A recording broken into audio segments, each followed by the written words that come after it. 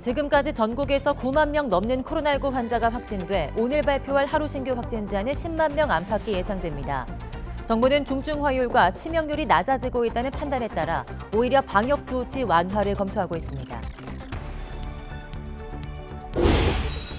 자가진단 키트를 충분히 공급하고 있다는 정부의 강조에도 불구하고 현장의 혼란은 이어지고 있습니다. 약국과 편의점에선 물량이 딸려서 입고하자마자 품절되는 사태마저 속출하고 있습니다.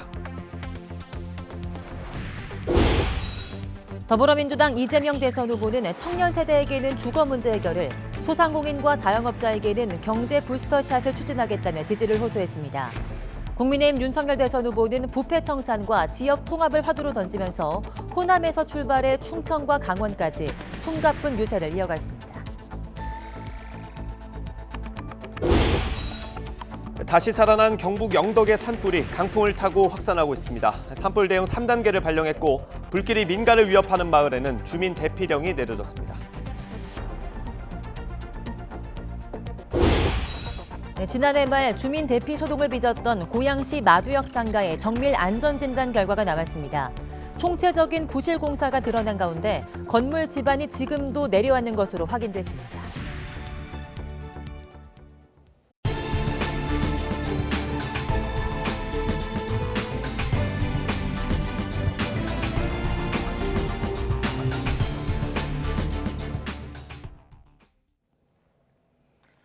오미크론 변이가 국내에서 지배종이 되면서 오늘 신규 환자 수는 10만 명 안팎이 예상됩니다. 그런데 정부는 오히려 방역 조치를 풀어주는 방안을 검토하고 있는데요. 이유는 뭔지 강정규 기자가 보도합니다. 어젯밤 9시까지 전국에서 9만 명 넘는 코로나19 환자가 나왔습니다. 그제 같은 시간보다 5천여 명 늘어난 숫자입니다. 오늘 오전에 발표되는 자정 집계 기준 1일 신규 확진자는 10만 명 안팎이 될 것으로 보입니다. 아직 정점은 멀었습니다. 정부는 이번 달 말 하루 최대 17만 명의 환자가 나올 수 있다고 전망합니다. 민간 전문가들은 다음 달 초 많게는 20만 명까지 내다봅니다. 지금은 신속항원 검사를 쓰고 있기 때문에 그럴 경우에는 확진될 비율이 또 줄어들 수 있습니다. 그런 것들을 감안할 경우에는 15만 명에서 20만 명 정도가 확진될 것으로 추정할 수 있습니다. 이렇게 확진자가 빠르게 늘어나는 와중에 정부는 거리 두기 완화를 검토하고 있습니다. 오미크론 변이가 국내 지배종이 되면서 중증화율과 치명률이 오히려 낮아졌기 때문입니다. 각각 0.5%와 0.21%, 직전 우세종이었던 델타 변이의 3분의 1에 그칩니다. 정부가 방역 최우선에서 사회 경제적 피해 최소화로 고개를 돌릴 수 있게 된 이유입니다. 2달 넘게 계속된 방역 강화 조치를 위해서 누적된 민생경제의 피해와 아직도 정점을 알 수 없는 오미크론의 확산세 등 방역 상황을 함께 고려하여 결정해야 될 것 같습니다. 정부는 다만 오미크론의 파고를 낮추기 위해 방역 패스는 유지하기로 했습니다. 청소년 방역 패스의 경우 다음 달 1일부터 시행할 계획인데 법원의 판단이 변수로 남아 있습니다. YTN 강정규입니다. 오늘부터 모든 코로나19 검사 키트가 온라인에서 판매 중단됩니다. 이제부터는 약국과 편의점에서만 검사 키트를 살 수 있게 되는 건데요. 정부는 검사 키트 물량이 충분하다고 연일 강조하고 있지만 현장의 모습은 사뭇 달랐습니다. 개훈이 기자가 보도합니다. 서울의 한 편의점. 점주가 비좁은 공간에서 20개짜리 대용량 자가검사 키트를 하나하나 낱개 포장하고 있습니다. 1회분씩 판매하기 위해서는 키트 구성품은 물론 설명서에 일회용 장갑까지 봉지에 담아야 합니다. 네, 많이 가요. 나도 처음에 다 포장해갖고 들어오는 줄 알았거든요. 30분은 걸리는 것 같아요. 물량이 확보되는 데로 들어오는데 언제 넣을 수 있어요? 한 사람에 5개까지 구매할 수 있어 낱개로 판매하다 보니 혼선도 빚어집니다. 장수가 안 맞네 이거. 많이 남지? 그마저도 구할 수 있으면 다행. 입고 물량이 워낙 적다 보니 실제 구매할 수 있는 키트는 그보다 적습니다. 인당 하나씩밖에 안 쓰세요? 그래도 구입할 수 있으면 다행입니다. 인근 다른 편의점에서는 아예 키트를 구입할 수 없었습니다. 지금은 없어요. 어제 들어온 건 다 나가고 네. 오늘 들어온다고 했는데 아직 안 들어왔어요. 약국에서도 자가검사 키트 구하기는 쉽지 않았습니다. 40회 물량이 들어왔고요. 그걸 이제 개인으로 나가다 보면 사실 금방 나가는 거죠. 상황이 이렇다 보니 시민들은 약국과 편의점을 전전하며 키트 구하기에 애를 먹고 있습니다. 그 지금 한 몇 군데 돌아다니셨어요? 군데 돌아다녔어요. 없다고 하시더라고요. 구하기 힘들어요. 정부는 검사 키트 품귀 현상이 계속되자 편의점과 약국의 공급 물량을 하루 50개로 제한했습니다. 50개도 꼬박꼬박 들어오지 않는 데다 입고와 동시에 품절되기 일쑤입니다. 하지만 정부는 이달 안에 키트 3,400만 개를 공급한다며 물량은 충분하다는 입장입니다. 2월, 3월 진단 검사 키트의 공급은 충분합니다. 당장 필요하지 않은 검사 키트를 대량으로 사두시거나 할 필요가 없다 하는 말씀을 분명히 드립니다. 이런 가운데 오늘부터는 모든 검사 키트의 온라인 판매도 중단됩니다. 물량 부족이 완전히 해소되지 않은 상황에서 수요는 여전히 높아 불편과 혼란은 당분간 계속될 것으로 보입니다. YTN 개훈입니다. 네, 오미크론 확산이 거센 가운데 학생과 교직원은 등교 전 신속 항원 검사를 실시하기로 했습니다. 학생은 일주일에 2차례, 교직원은 1차례 자율적으로 검사하도록 했는데요. 강제가 아닌 권고사항이어서 실효성이 있을지 의문입니다. 신현준 기자입니다. 새학기가 시작되는 3월 한 달 동안 유치원과 초중고등학교 학생들에겐 신속 항원 검사 키트가 9개씩 배부됩니다. 일요일과 수요일 저녁부터 다음 날 등교 전까지 매주 2번 자가 검사를 하라는 겁니다. 출근이나 등교의 부담 때문에 저녁에 하셔도 되고 실은 더 정확하게 하기 위해서는 아침에 하고 오시면 더 좋겠습니다. 결과는 자가진단 앱에 입력하는데 음성이 나오면 등교해도 되지만 양성이 나오면 PCR 검사를 받아야 합니다. 대부분 3차 백신 접종을 마친 교직원은 일주일에 한 번 월요일 출근 전에 선제 검사를 받도록 했습니다. 이를 위해 학생과 교직원 692만 명에게 무상 제공하는 신속 항원 검사 키트는 6,050만 개, 1,464억 원어치입니다. 오미크론 변이가 확산하면서 학교가 자율 방역 체제로 바뀌자 선제적 검사를 통해 교내 감염을 막자는 취지입니다. 다만 자가 검사는 의무가 아닌 권고 사항이라 검사를 하지 않아도 등교는 가능합니다. 이 모든 것이 자발적인 참여로 우리 아이들을 보호하고 학교의 안전을 지키기 위한 협조와 참여 속에서 이루어질 수 있다고 생각하고. 하지만 신속 항원 검사 자체의 정확성이 떨어지는 데다 자가 진단 앱도 90% 정도만 입력하는 상황에서 방역망에 구멍이 생길 수 있다는 지적입니다. 진단검사를 증상이 없는 사람들이거나 아니면 전체 대상으로 진행하는 것들에 대해서는 일부 도움이 될 가능성이 있습니다만 그 도움이 과연 이 수고를 감수할 만한 결정인지에 대해서는 추가적인 평가가 필요하다고 봅니다. 교육부는 또 학교의 자체 조사 부담을 덜기 위해 교육청별로 긴급 대응팀을 구성하고 현장 이동형 PCR 검사소와 이동 검체팀도 운영하기로 했습니다. YTN 신현주입니다. 유은혜 부총리는 새학기 학사 운영과 방역 현장 지원을 위해서 오늘 전국 유초 중등학교장과 영상간담회를 엽니다. 이 자리에서 유 부총리는 접촉자 자체 조사와 관련해 학교 현장의 이해도를 높이고 방역 부담에 대한 우려를 최소화하기 위해서 조사 대상과 방법을 구체적으로 안내할 예정입니다. 또 학교 내 조사와 결과에 대해서 법적 책임을 묻지 않고 학교 방역에 대한 철저한 지원으로 학교의 방역 부담을 낮추겠다는 점을 강조할 것으로 보입니다. 네, 세계 각국이 코로나19 방역 규제 완화 조치를 잇따라 내놓고 있습니다. 프랑스와 오스트리아에서 나이트클럽이 다시 문을 열고 캐나다는 백신 접종을 마친 여행객은 입국 전 PCR 검사 의무를 폐지하기로 했습니다. 이종수 기자입니다.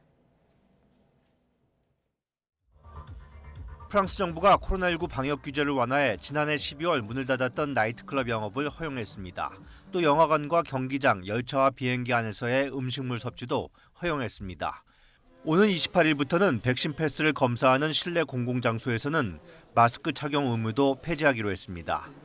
스위스도 백신 접종 여부와 관계없이 식당과 상점, 문화기관의 출입을 허용합니다.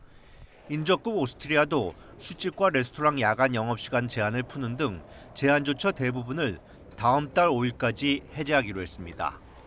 독일은 모두가 백신 접종을 받았을 경우 실내 민간 모임 허용 인원을 20명으로 늘리는 방안을 검토하고 있습니다. 캐나다 정부는 코로나19 백신 접종을 마친 여행객은 오는 28일부터 입국 전 PCR 검사 의무를 면제하기로 했습니다. Fully vaccinated travelers arriving to Canada from any country in the world will only need to take a PCR COVID-19 test if they are randomly selected. PCR 검사 대신 캐나다로 오는 여행객은 항공편 출발이나 육로 입국일 하루 전 신속 항원 검사를 받으면 됩니다. 일본 정부도 현재 3,500명인 하루 입국자 한도를 다음 달부터 5,000명으로 늘려 관광 목적 이외 외국인 입국을 허용할 예정입니다. 이처럼 유럽을 중심으로 세계 각국이 줄지어 방역 완화 조치를 내놓는 것은 코로나19 신규 확진자 수가 눈에 띄게 감소하고 있기 때문입니다. 세계보건기구 WHO에 따르면 현지 시간 지난 7일부터 13일까지 전 세계 신규 확진자는 전주보다 19%나 줄었습니다. 오미크론 확산으로 한때 높은 증가율을 보였던 유럽은 같은 기간 16% 감소한 것으로 집계됐습니다. YTN 종수입니다.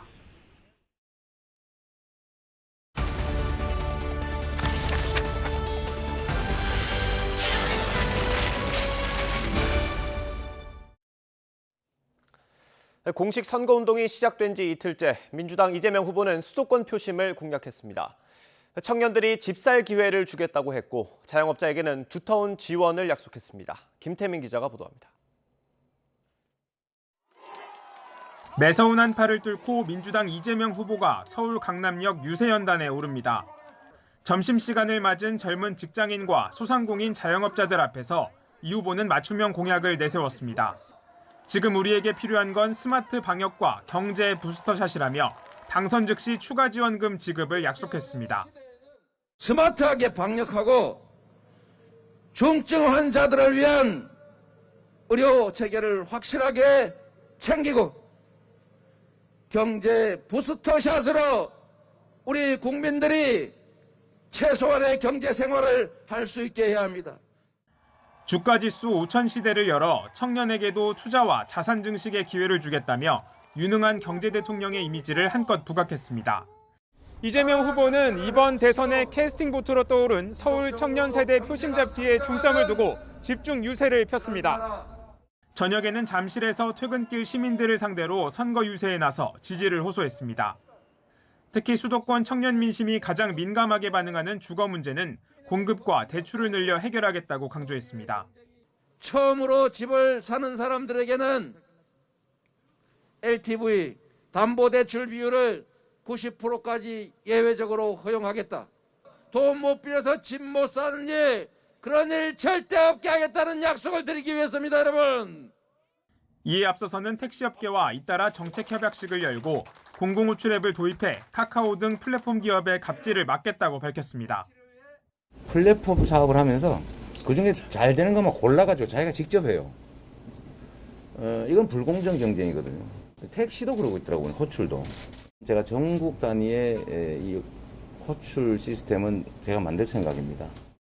비공개 일정으로는 서울 봉은사에서 조계종 전 총무원장인 자승 스님을 예방해 최근 정부 여당과 갈등을 빚은 불교계의 마음을 달래며 지지를 호소했습니다. 이재명 후보는 공식 선거운동 사흘째에도 서울에 머물며 이번 대선의 최대 승부처가 될 수도권 민심 공략에 사활을 건다는 각오입니다. YTN 김태민입니다.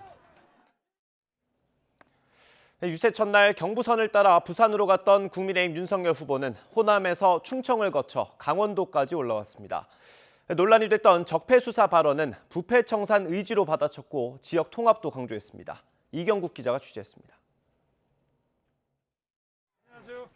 선거운동 둘째 날 윤석열 후보는 눈발을 뚫고 서쪽 광주로 향했습니다. 이달 들어서만 세 번째 호남행. 당 점퍼를 입었던 선거운동 첫날과는 달리 정장 차림으로 유세에 나섰습니다.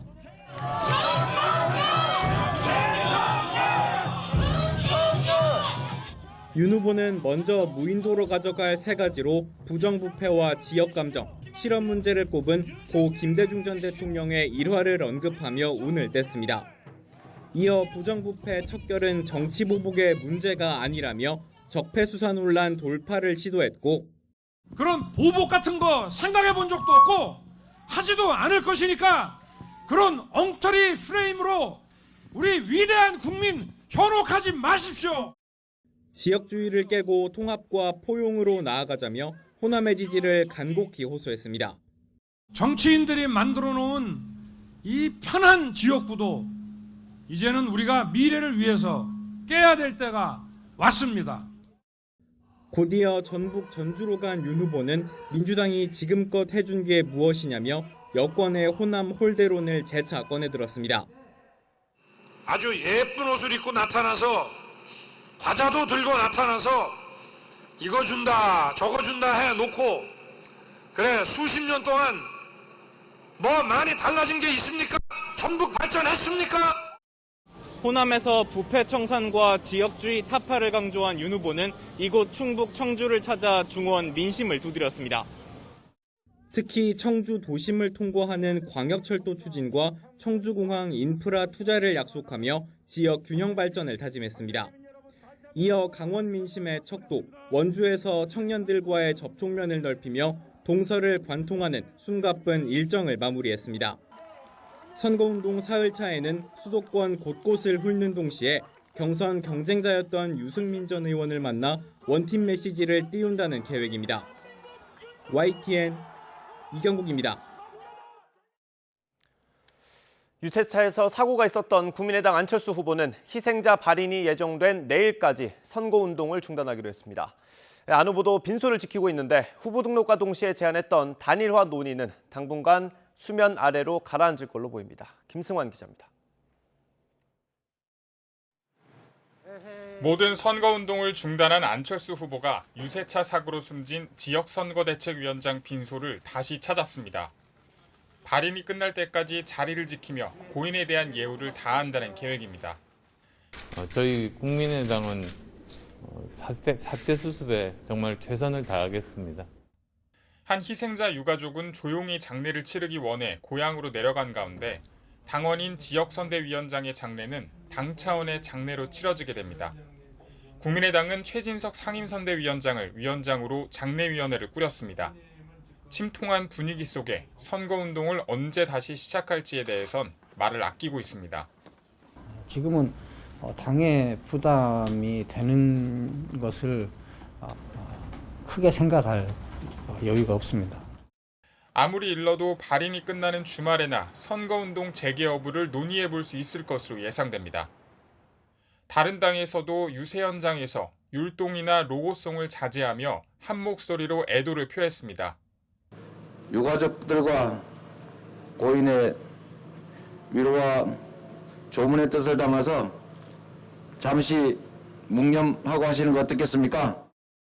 어제 안타까운 사고로 유명을 달리하신 안철수 후보님의 선거운동원들의 명복을 빕니다. 안 후보의 선거운동 재개 시점 자체가 불투명해진 만큼 야권 후보 단일화 이야기를 꺼내기도 어려워졌습니다. 제가 힘은 못 되더라도 하여튼 마음의 위로라도 좀 드렸습니다. 이 장소가 장소이니만큼 그 이외에 다른 얘기는 나누질 않았고요. 국민의힘과 국민의당 모두 갑작스러운 사고가 발생한 상황에서 정치적 논의를 한다는 것 자체가 적절치 않다는 입장입니다. 불의의 사고로 일단 국민의당의 시계는 잠시 멈췄습니다. 양측의 입장차가 좁혀지지 않았던 상황에서 야권 단일화 논의도 당분간 수면 아래로 가라앉을 수밖에 없을 것으로 보입니다. YTN 김승환입니다. 국민의힘 원희룡 정책본부장은 더불어민주당 이재명 대선 후보의 옆집을 재작년부터 경기주택도시공사가 합숙소로 전세 계약한 사실을 공개하며 실제 사용 용도를 밝히라고 촉구했습니다. 원 정책본부장은 자신의 SNS를 통해 최초 전세 계약을 했던 경기주택공사 사장은 이재명 후보의 기본주택 공약을 설계한 이현욱 변호사였고 이 변호사는 사장 시절 임원이 합숙소에 거주할 수 없다는 운영 지침을 바꿨다며 의문이 생긴다고 지적했습니다. 또 판교사업단 숙소 명분으로 이 후보의 옆집을 임대한 것도 석연치 않다며 혹시 다른 용도로 쓰면서 직원 숙소를 얹어 놓은 것이냐는 의혹을 제기했습니다. 네, 어제 새벽 경북 영덕에서 재발한 산불이 이틀째 확산하고 있습니다. 산림청은 어제 해가 지면서 헬기를 통한 산불 진압이 중단되자 밤사이 민가로 번지지 않도록 인력 1000여 명과 장비 170여 대를 동원해 저지선을 구축했습니다. 산불 대응 단계는 최고 수준인 3단계를 유지하고 있는데 날이 밝는 대로 헬기 40대를 다시 투입하는 등 자원을 총동원해 진화할 예정입니다. 이틀 전 새벽 4시쯤 경북 영덕군 사마리에서 처음 발생한 산불은 그제 오후에 꺼졌다가 어제 새벽 2시쯤 다시 살아났습니다. 지금까지 확인된 피해 면적은 100헥타르가 넘고 인근 주민 300여 명은 마을 회관과 보건소 등으로 대피해 인명피해는 없는 상황입니다.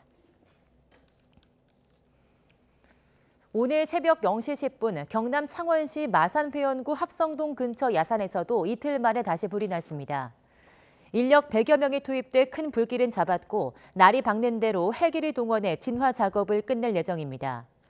다행히 근처 도로나 민가로는 번지지 않아서 인명피해는 없는 상황입니다.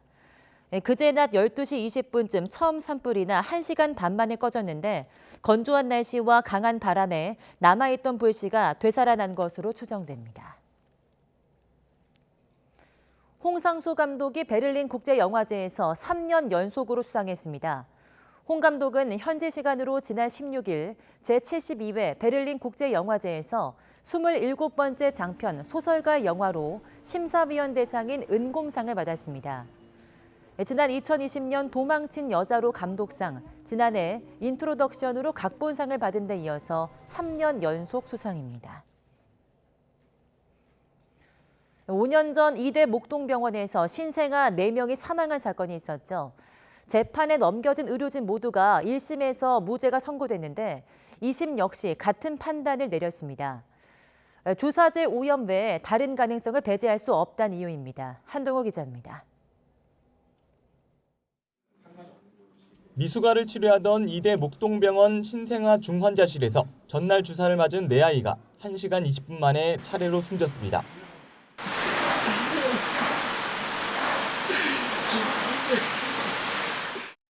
부검 결과 사인은 항생제 내성균 감염으로 인한 폐혈증이었는데 역학조사를 한 질병관리본부 등은 주사제가 오염돼 발생한 것으로 판단했습니다.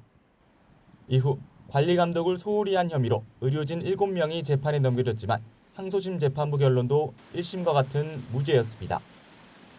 재판부는 엄중한 책임을 묻기에 앞서 신중한 판단이 필요하다면서도 검찰의 공소 사실은 추론에 근거하고 피고인들에게 불리한 가능성만 조합했다고 판단했습니다. 같은 주사제를 맞았지만 생존한 다른 신생아에겐 균이 검출되지 않아 해당 주사제 오염이라고 단정하기 어렵다는 겁니다. 문제가 된 날짜 전에 투여했거나 검체 수거 당시 이미 외부로 배출돼 수거되지 않은 약물 재래 등이 폐혈증 원인이 됐을 가능성도 배제할 수 없다고 덧붙였습니다. 한 주사제를 여러 차례 나눠 쓰는 분주도 신생아 중환자실에서 매우 오랫동안 이뤄졌는데 이번 사건 분주가 과거와 무엇이 어떻게 달랐는지 설명이 필요하다고 지적했습니다. 법정에선 의료진들은 무죄 선고에 별다른 입장을 밝히지 않았습니다. 무죄가 어쨌든 선고된 건데 그래도 한 말씀만 다니면서 안 할 겁니다. 업무상 과실치사가 인정되기 위해선 엄격한 증거 판단이 필요하다는 게 재판부 판단입니다. 무고한 사람을 만들지 않기 위한 사법 절차와는 별개로 아이를 가슴에 묻었지만 제대로 된 원인조차 알 수 없는 유족의 마음도 엄연히 존재하는 현실입니다. YTN 한동우입니다. 네, 지난해 말 붕괴 위험으로 수백 명이 대피하는 소동이 벌어졌던 고양시 마두역 인근 상가의 정밀 안전 진단 결과가 나왔습니다. 총체적인 부실 공사에다 집안 약화 현상까지 확인됐는데요. 건물 집안은 지금도 내려앉고 있어서 보강이 시급하다는 지적입니다. 오선열 기자가 보도합니다. 주차장 기둥이 심하게 부서졌고 인근 도로 집안은 눈에 띄게 가라앉았습니다. 지난해 말 경기 고양시 마두역 인근 상가가 붕괴할 조짐을 보이면서 입주민 수백 명이 대피했습니다. 이후 고양시가 한 달 넘게 정밀 진단을 벌였는데 문제가 심각했습니다. 진단 결과 이 건물은 안전성 최하 등급으로 결론났습니다. 즉시 보강 공사를 하거나 철거를 해야 하는 수준입니다. 아예 기초 공사부터 엉망이었습니다. 우선 집안을 다질 때 콘크리트 말뚝을 박는 대신 진흙과 모래를 층층이 쌓았고 그 바람에 지하수가 지속해서 유입된 거로 파악됐습니다. 또 지하층 벽체엔 콘크리트를 치는 대신 벽돌을 쌓는 등 불법으로 구조 변경을 한 사실도 드러났습니다.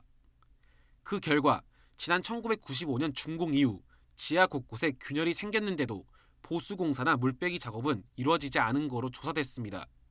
콘크리트 구조로 됐다라면 지금과 같이 구조 파괴는 되지 않았을 것 같다. 이렇게 판단이 됩니다. 지금도 건물이 조금씩 내려앉고 있다.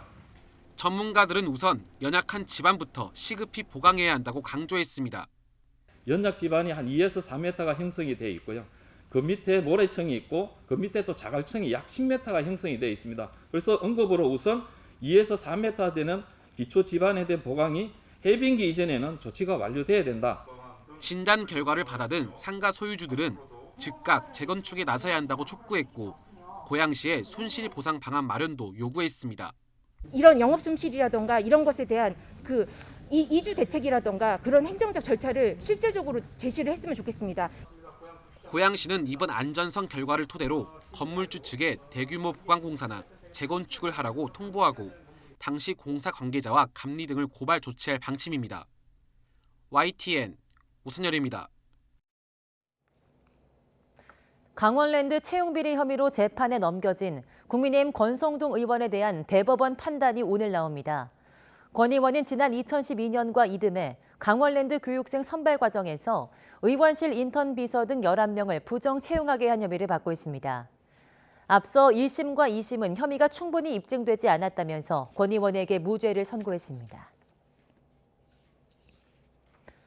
국정감사 증인 출석을 무마해주는 대가로 딸의 KT 정규직 채용을 청탁한 혐의를 받는 김성태 전 미래통합당 의원에 대한 대법원 선고도 오늘 내려집니다. 김 전 의원은 국회 환경노동위 소속이었던 지난 2012년 이석채 전 KT 회장의 국정감사 증인 채택을 무마해주는 대가로 딸의 정규직 채용이라는 뇌물을 받은 혐의로 재판에 넘겨져 1심에서 무죄를 선고받았지만 2심에선 유죄가 인정돼 징역 1년에 집행유예 2년을 선고받았습니다. 우크라이나 국경에서 병력을 철수하고 있다고 밝힌 러시아가 오늘은 크림반도에서 철군하는 영상을 공개했습니다. 하지만 서방은 여전히 믿기 어렵다는 분위기입니다. 호준석 기자가 보도합니다. 크림반도에서 러시아군 장비를 실은 열차가 이동합니다. 우크라이나 가장 남쪽에 있는 크림반도는 2014년 러시아가 무력으로 병합한 곳입니다.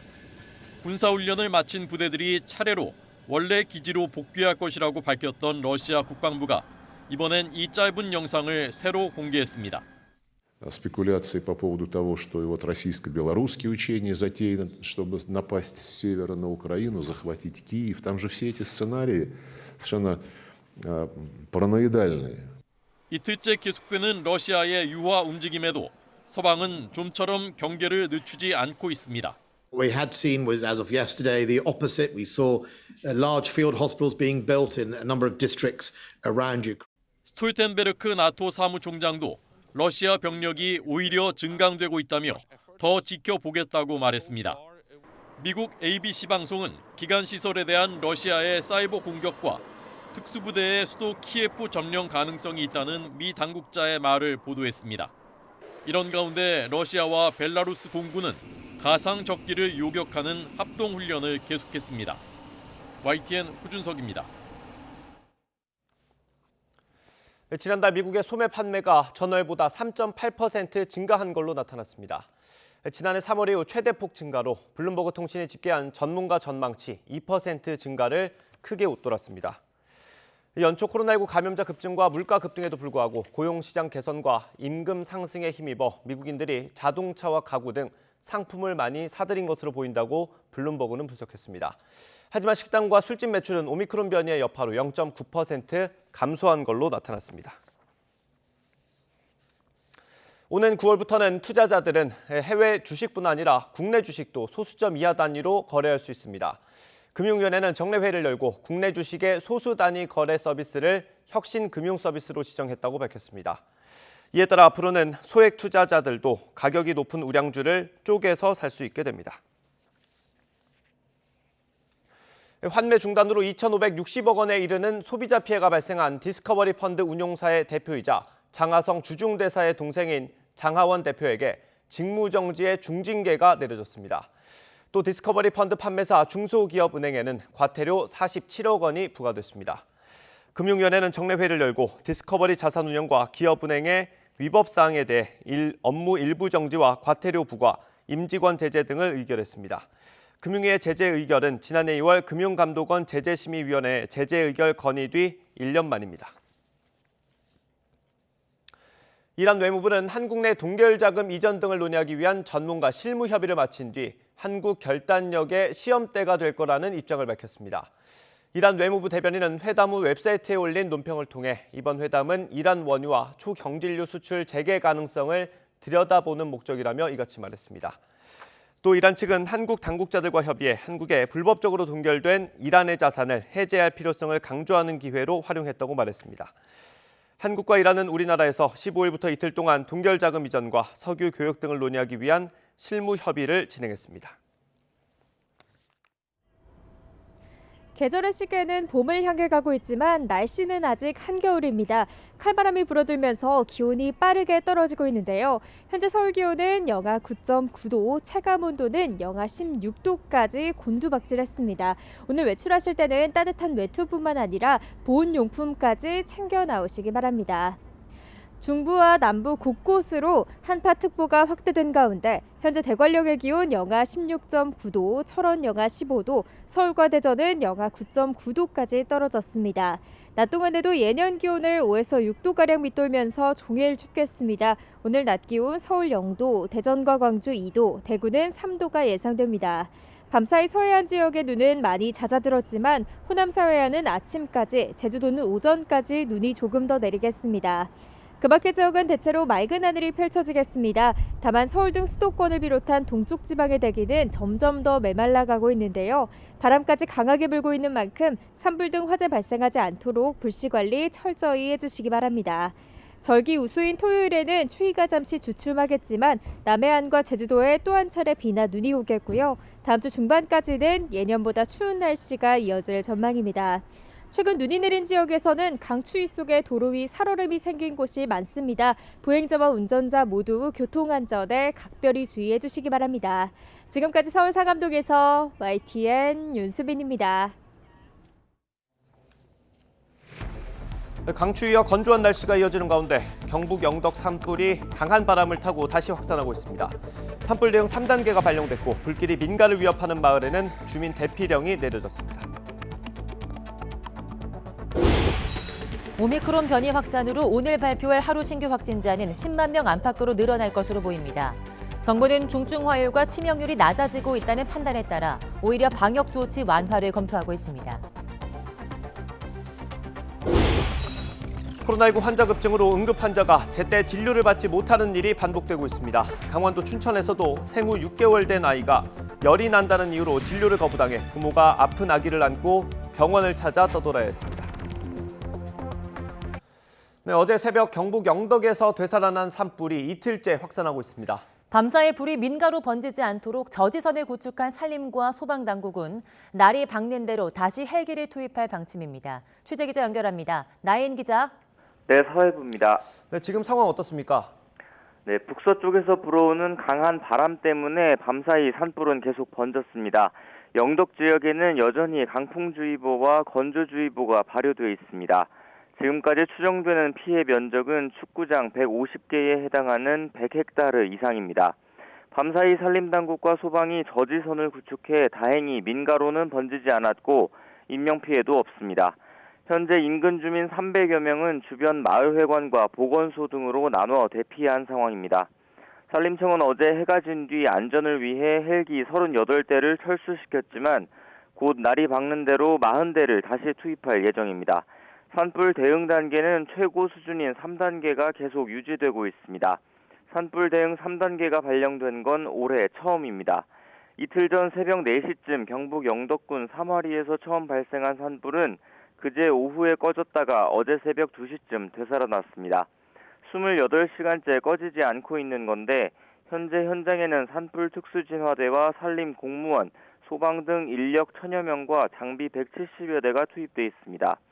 소방은 소방력 동원 1호를 발령해 대구와 울산, 경기와 충남 등 8개 시도에서 장비와 인력을 지원하고 있습니다. 최근 건조한 날씨 속에 전국 곳곳에서 산불이 잇따르고 있습니다. 오늘 새벽엔 경남 창원시 마산회원구 합성동 근처 야산에서도 이틀 만에 다시 불이 나 인력 100여 명이 긴급 투입됐습니다. 큰 불길은 잡았고 다행히 근처 도로나 민가로는 번지지 않아 인명피해는 없는 상황입니다. 산림청은 역시 날이 밝는 대로 헬기를 동원해 진화 작업을 끝낼 예정입니다. 지금까지 사회부에서 전해드렸습니다. 네, 이어서 코로나19 소식입니다. 어젯밤 9시까지 전국에서 확진 판정을 받은 사람은 모두 9만 228명으로 집계됐습니다. 같은 시간대 가장 많은 확진자가 나왔던 그제에 비해서 5천여 명이 더 많습니다. 이런 추세로 볼 때 오늘 발표될 신규 확진자는 10만 명에 근접할 것으로 예상됩니다. 신규 확진자가 매주 배로 증가하는 이른바 더블링되는 확산세를 고려하면 이달 말에는 하루 20만 명 안팎의 확진자가 발생할 가능성이 있습니다.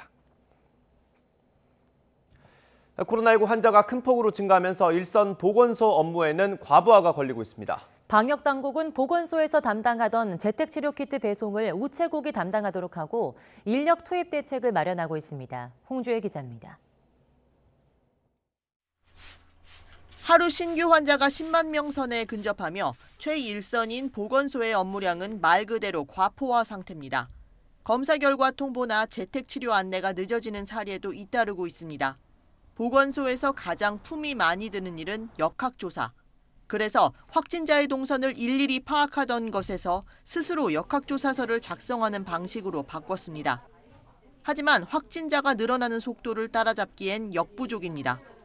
이미 보건소마다 50명에서 100명 정도를 역학조사에 투입하고 있지만 20-30명씩 더 필요한 상황입니다. 추적을 하지 않은 인력을 이쪽에 포함시키는 이런 노력들은 하고 있고요. 또 다른 행정 인력들이 함께 힘을 합치는 그런 방안 또는 기관제 인력을 새로 투입한다든지 이런 방식으로 지금 대책을 세우고는 있습니다. 정부는 그러나 고위험군을 빠르게 분류하고 병원으로 후송하는 부분은 늦어지지 않도록 힘쓰고 있다고 강조했습니다.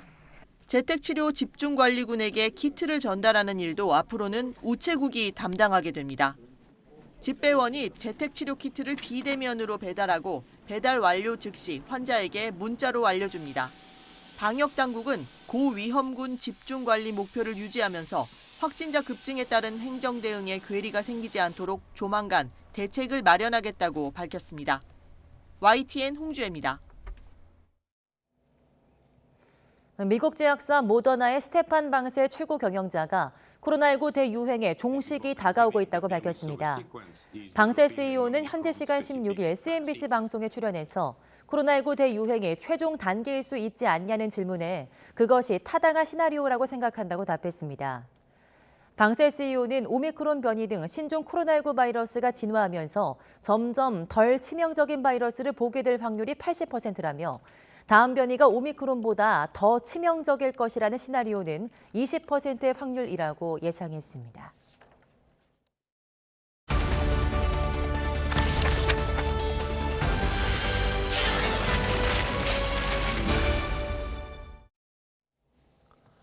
네, 정치권 소식입니다. 공식 선거운동 둘째 날 서울 지역에서 집중 유세를 벌인 민주당 이재명 대선 후보가 위기 극복 사령관을 내세우며 청년기회 국가를 만들겠다고 다짐했습니다. 이 후보는 어제 강남역 11번 출구 앞에서 진행한 유세에서 이제 방역 대전환점에 왔다며 원천 봉쇄식 방역을 스마트한 방식으로 바꾸고 국민이 최소한의 경제 생활을 할 수 있도록 지원하는 이른바 경제 부스터샷이 필요하다고 강조했습니다. 또 자영업자와 소상공인이 지난 2년 동안 겪은 손실을 정부가 전적으로 책임져야 한다며 당선 즉시 대규모 긴급 추경을 편성하거나 국가 긴급 재정 명령을 발동해서라도 50조 원가량의 피해를 반드시 책임지겠다고 다짐했습니다. 공식 선거운동 이틀째 광주에 이어서 전주를 찾은 국민의힘 윤석열 후보는 여권이 얼마나 많은 잘못을 했길래 부정부패를 엄단하고 법치를 세운다는 것을 정치보복 프레임으로 만들어 국민을 기만하냐며 비난했습니다. 윤 후보는 전주 덕진군에서 열린 거점 유세에서 부정부패를 놔두고 밑 빠진 독에 물 붓기식으로는 번영할 수가 없다며 이같이 말했습니다.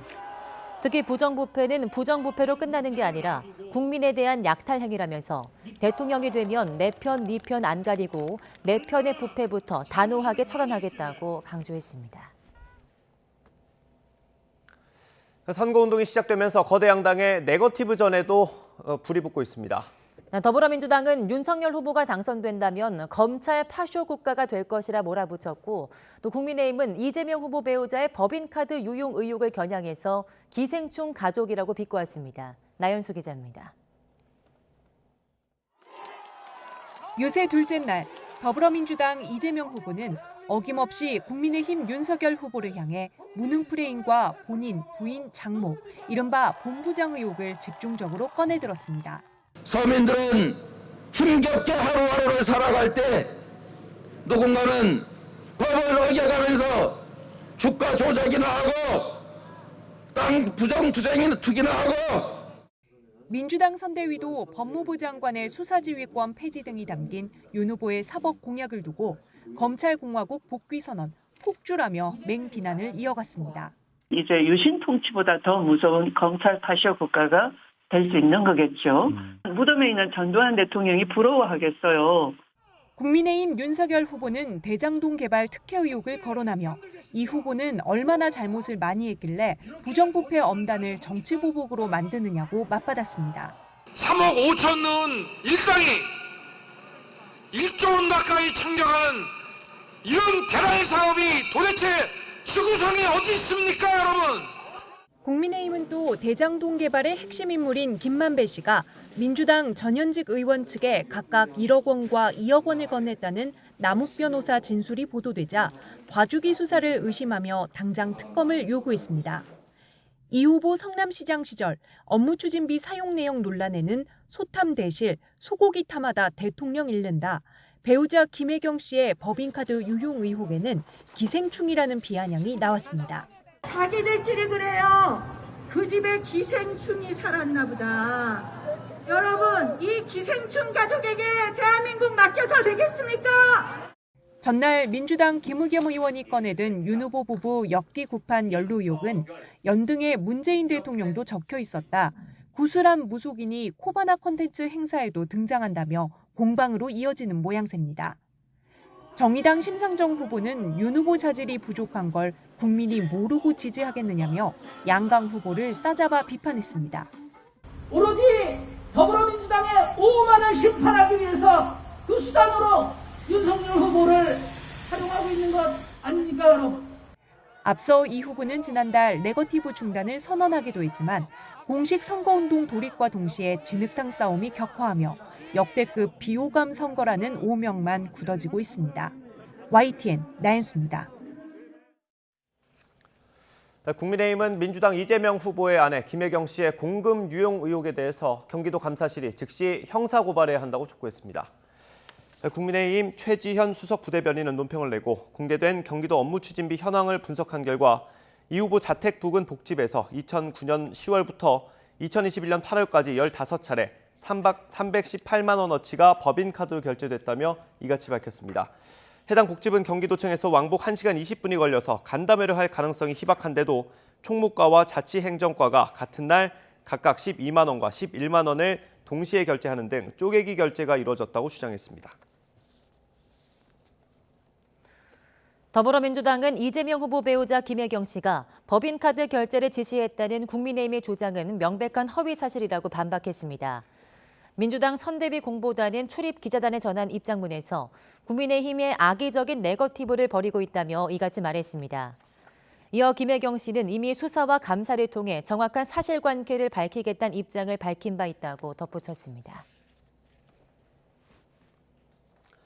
중앙선거관리위원회가 청와대를 굿당으로 만들 수는 없습니다와 같은 현수막은 공식 선거운동 기간에 게시할 수 없다고 결론 내렸습니다. 선관위는 최근 내부 검토를 토대로 이 같은 문구가 쓰인 현수막은 걸 수 없다고 판단했습니다. 선관위 관계자는 해당 문구가 특정 후보자를 유추하게 하면서 후보에 대한 반대가 포함돼 선거에 영향을 미칠 수 있어서 사용 불가 결정을 내렸다고 설명했습니다. 민주당 이재명 후보와 국민의힘 윤석열 후보가 국민의당 안철수 후보의 유세차 사고 희생자 빈소를 찾아 조문했습니다.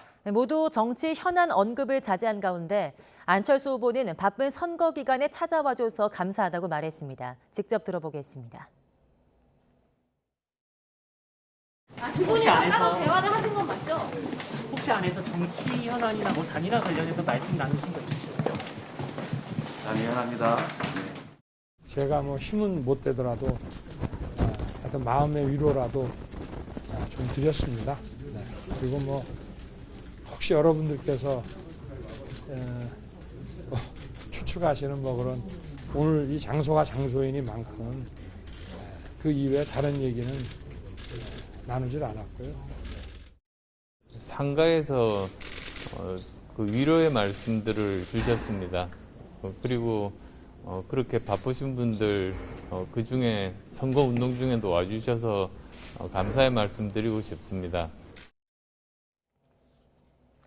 더불어민주당 이재명 대선 후보는 공식 유세 셋째 날인 오늘 어제에 이어서 이틀째 최대 승부처 서울에 집중적으로 공략합니다. 먼저 이 후보는 오늘 오전 노원구 유세에 이어서 점심시간 다시 광화문에서를 주제로 광화문역 유세를 벌입니다. 이 후보는 이 자리에서 부동산을 비롯한 경제와 사회, 문화 모든 영역에서 불공정과 불합리를 개선하는 개혁을 이루겠다고 강조할 예정입니다. 공식 선거운동이 시작된 뒤에 지방 일정에 집중했던 국민의힘 윤석열 후보가 핵심 승부처인 수도권 순회 유세를 펼칩니다. 윤 후보는 오늘 대선과 함께 국회의원 재보궐선거를 치르는 경기 안성을 찾아 지지를 호소합니다. 이어 경기 용인과 성남, 서울 잠실과 반포에서 시민들과 만나고 경선 때 함께 경쟁했던 유승민 전 의원과 회동하며 원팀의 마지막 퍼즐을 완성합니다. 정의당 심상정 후보는 오늘 울산에서 조선업종 노조와 정책협약식을 맺은 뒤 금속노조 현대중공업 지부 노동자들과 간담회를 열며 노동행보를 이어갑니다. 국민의당 안철수 후보는 이틀째 예정된 선거운동 일정을 모두 중단하고 유세버스 사고 수습에 집중합니다. 러시아의 피겨스타 발리에바의 도핑 파문으로 어수선한 가운데 우리나라 유영 선수가 오늘 밤 프리스케이팅에 나섭니다. 7년 동안 갈고 닦은 고난도 점프, 트리플 악셀로 승부수를 띄웁니다. 중국 베이징에서 조은지 기자가 보도합니다. 유영은 올림픽 첫 무대 첫 점프를 트리플 악셀로 시작했습니다. 공중에서 3바퀴 반 가볍게 착지했지만 심판들 점수는 짰습니다. 점수표에 꺽스회 2개, 회전수 부족 판정 다운그레이드인데 2.31점을 받았습니다. 트리플 악셀을 깔끔하게 뛴 일본 히구치가 9.71점, 더블 악셀을 안정적으로 구사한 김예림이 4.20점을 받은 것과 비교하면 다소 아쉬운 결과입니다. 트리플 악셀은 유영이 7년간 연마한 필살기입니다. 만 11살에 최연소로 국가대표가 된 유영은 당연하다는 듯 트리플 악셀에 도전했습니다. 나는 이제 트리플 다 띄우고 이제 다음 단계가 트리플 악셀이니까 더 열심히 해서 트리플 악셀 꼭 완성시켜서 꼭 세계선수권이나 올림픽에서 성공하고 싶어요. 성공만 하면 열매는 달았습니다. 트리플 악셀을 앞세워 유스올림픽 우승과 4대륙 선수권 은메달 등 승승장구. 하지만 코로나19 직격탄에 국내 링크가 모두 문을 닫고 해외를 오갈 때마다 장기간 격리를 반복하면서 성공률이 눈에 띄게 떨어졌습니다. 어쩌면 복불복, 위험하고 달콤한 모험인데 유영은 평생 꿈꿔오던 꿈의 무대 올림픽에서 후회 없이 트리플 악셀에 도전할 생각입니다. 이제 트리플 악셀을 한 지 좀 오래됐는데 완전히 안정되진 않았지만 그래도 조금 느낌을 좀 찾은 것 같아서 꿈의 무대인 만큼 제가 최선을 다해서 즐기고 싶고요. 도전 정신 자체로 진한 감동을 주는 유영 선수. 트리플 악셀을 깔끔하게 뛴다면 발리에바의 도핑 결과에 따라 향후 시상대까지 노려볼 만합니다. 중국 베이징에서 YTN 조은지입니다. 코로나19 때문에 응급 환자들이 제때 진료를 받지 못하는 일이 반복되고 있습니다. 최근 강원도 춘천에서도 생후 6개월 아기가 열이 난다는 이유로 진료를 거부당했는데요. 부모는 상태가 나빠진 아기를 안고 병원에 찾아 떠돌아야 했습니다. 홍성욱 기자입니다. 지난해 8월 눈에 넣어도 아프지 않을 딸을 출산한 27살 오정민 씨 부부. 최근 남편 직장에 있는 강원도 춘천에 머물던 중 아기가 황달 증상을 보여 동네 병원을 찾았습니다. 급성 간염이 의심돼 피검사와 입원 치료가 필요하다는 소견서를 받고 곧바로 대학병원으로 달려갔습니다. 접수 뒤 올라간 2층 소아과. 증상을 설명하며 열이 난다고 말했지만 간호사로부터 돌아온 답은 돌아가라는 말이었습니다. 동네 소아과 가서 여기 큰 병원 가라고 해서 왔어요 라고 했는데 이제 열이 있어요? 그럼 저희는 이제 안 된다고 하시는 거예요. 진료가 가능한 다른 병원이나 응급실이라도 가게 해달라고 애원했지만 마찬가지였습니다. 다른 병원 그럼 어딜 가야 되나요? 그러면 소아과 선생님 있는 응급실 좀 알아봐 주시면 안 돼요? 이렇게 말을 하게 되죠. 말을 했더니 그건 본인이 알아보셔야죠. 본인이 전화하세요. 결국 아이를 안고 1시간 넘게 걸려 다른 대학병원을 찾아갔습니다. 체온을 잰 뒤 긴급 PCR 검사와 피검사 등이 동시에 진행됐습니다. 코로나 검사는 음성. 하지만 아기 상태는 더 나빠진 뒤였고 서울에 있는 더 큰 병원을 찾아가야 했습니다. 진료를 거부한 병원 측은 아이가 열이 난다는 말에 호흡기 전담병원 지침에 따라 진료를 할 수 없다는 것을 설명했다고 밝혔습니다. 이어 아기 부모가 병원을 찾은 시간이 접수가 마감된 시간이었다고 덧붙였습니다. 하지만 당시 병원비 결제 시간을 토대로 취재진이 재차 확인을 요구하자 말을 바꿨습니다. 교수님을 착각하셔서 잘못 보셨대요. 접수가 29분에 접수된 건 확인했는데 어차피 접수가 됐어도 발열 때문에 외래 진료는 불가능한 상태로 갔다고 했습니다. 아이 부모가 가장 속상한 것, 발열 확인도 없이 소견서조차 봐주지 않는 의료진 모습이었습니다. 격리하고 피만 뽑아서 어떤 건지 알아볼 수도 있잖아요. 왜 그냥 무작정 안 된다고 하고 제가 말걸복걸해도 절대 그냥 병원 지침이라 안 된다고만 하고 왜 의사한테 그런 소견서나 정말 잠깐이라도 그런 상태를. 서울 대형 병원으로 옮겨진 아기는 아버지 간 이식 수술을 받았습니다.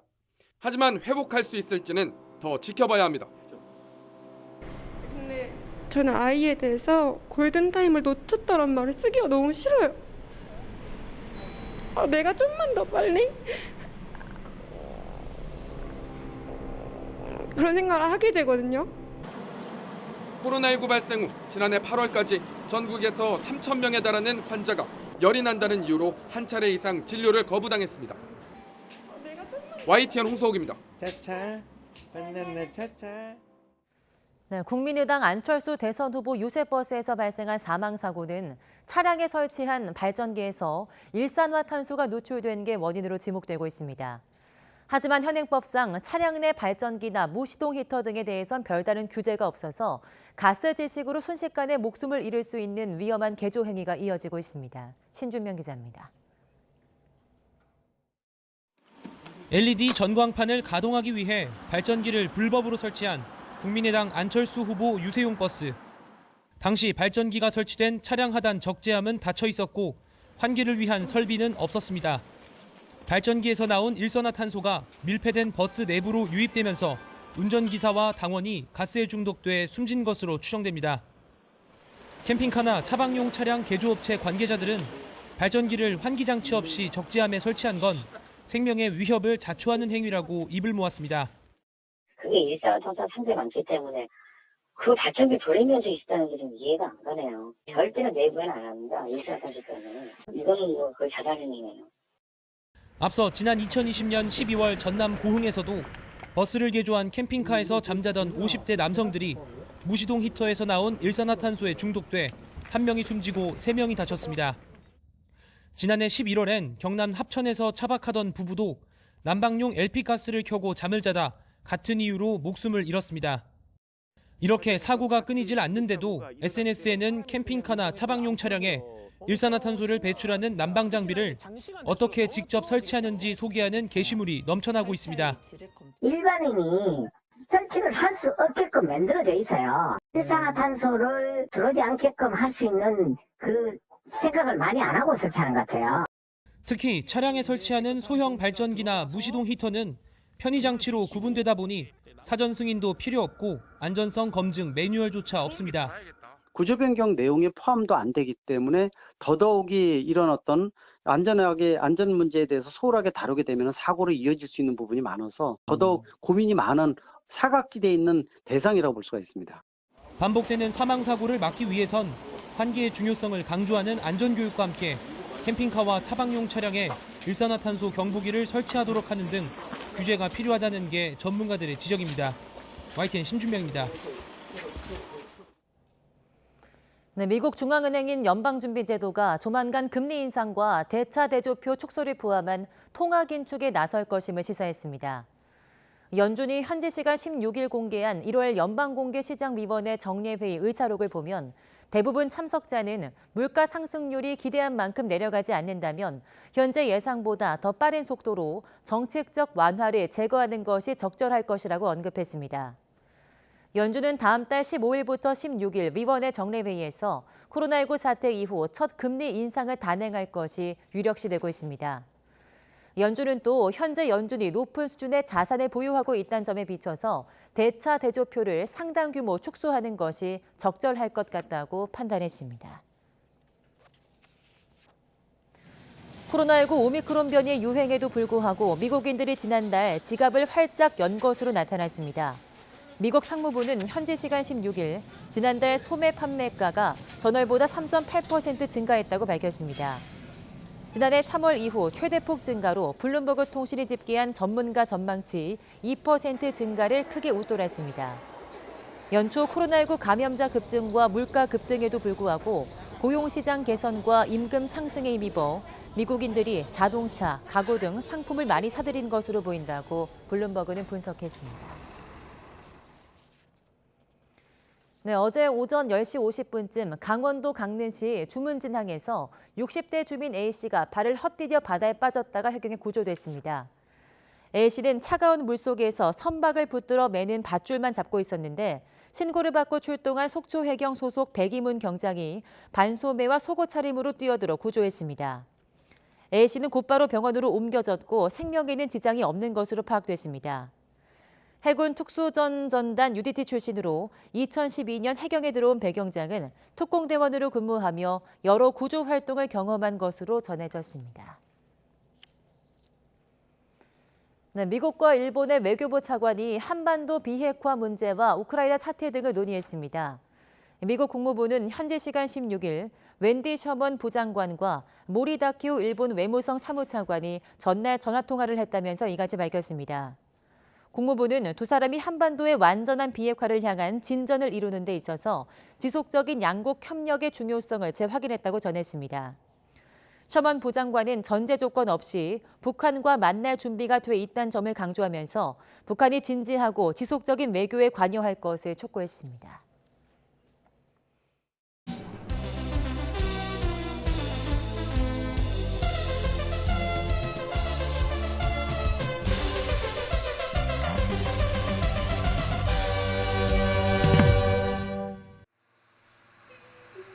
삼 주도 채 남지 않은 20대 대선. 여전히 표류 중인 표심이 있습니다. 아직 지지 후보를 정하지 못한 부동층입니다. 최근 여론조사에서 어느 후보를 지지하느냐는 질문에 답변을 유보한 부동층 비율은 10% 수준. 부동층이 가장 많았던 14대 대선과 비교하면 3분의 1 수준이고 다른 역대 대선들보다도 4%포인트에서 6%포인트 정도 적습니다. 하지만 이슈가 불거질 때마다 지지 후보를 바꾸는 유권자까지 포함하면 부동층 비율은 최대 30%에 육박합니다. 과거에는 이제 부동층이 점점 좀 줄어드는 추세인데 이번 대선은 여전히 부동층이 20% 내외를 유지하고 있습니다. 이 특징은 아무래도 주요 양 후보의 높은 비호감, 네거티브 난타전 영향으로 좀 보입니다. 구체적으로는 20대 서울 중도와 무당층에서 부동층이 상대적으로 좀 높게 나타나고 있습니다.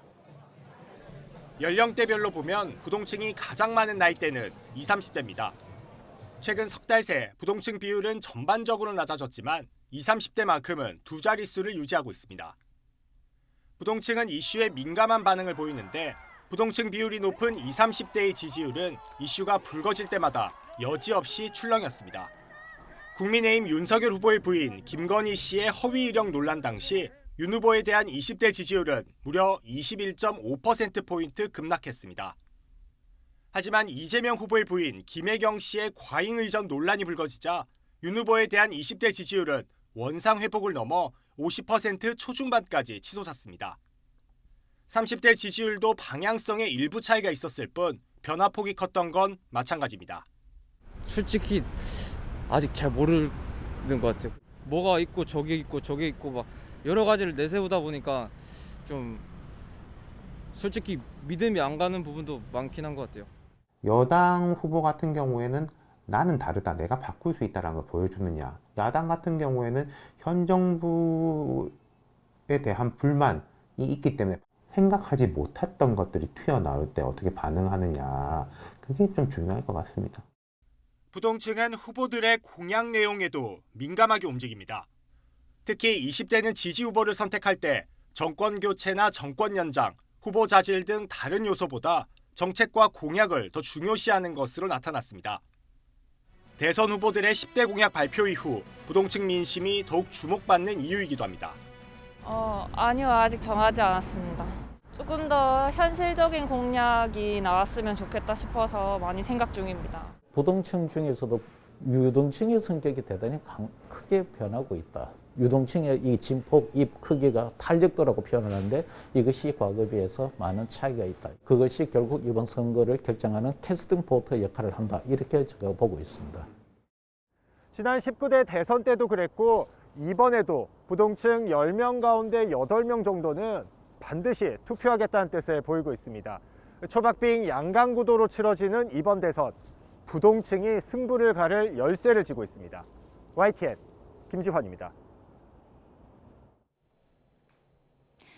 오늘 아침은 어제보다 추위가 더 심해졌습니다. 현재 서울 기온은 영하 10.1도, 체감 온도는 영하 16도에 육박하고 있는데요. 한낮에는 기온이 0도 선까지 오르겠지만 찬바람이 불며 체감 온도는 종일 영하권에 머물겠습니다. 출근길 따뜻한 옷차림으로 보온에 신경 써주셔야겠습니다.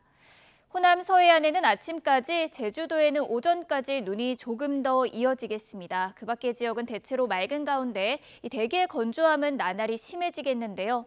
특히 바람까지 강해서 산불 등 대형 화재가 발생하기 쉬운 조건입니다. 불씨 관리도 철저히 해주셔야겠습니다.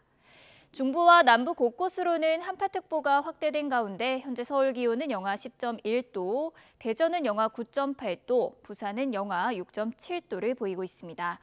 한낮에도 찬바람이 불며 종일 춥겠는데요. 오늘 서울의 한낮 기온은 0도, 대전과 광주는 2도, 부산은 4도를 보이겠습니다.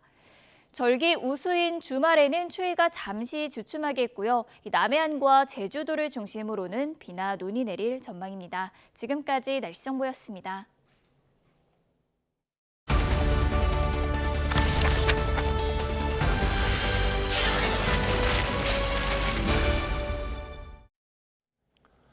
네, 굿모닝 YTN이라고 합니다. 공식 선거운동이 시작되고 이틀째, 민주당 이재명 후보는 서울에서 수도권 표심을 공략했습니다. 위기 극복 총사령관을 내세운 이 후보는 새로운 방역이 필요하다며 50조 원을 투입하는 경제 부스터샷을 제시했습니다. 들어보겠습니다.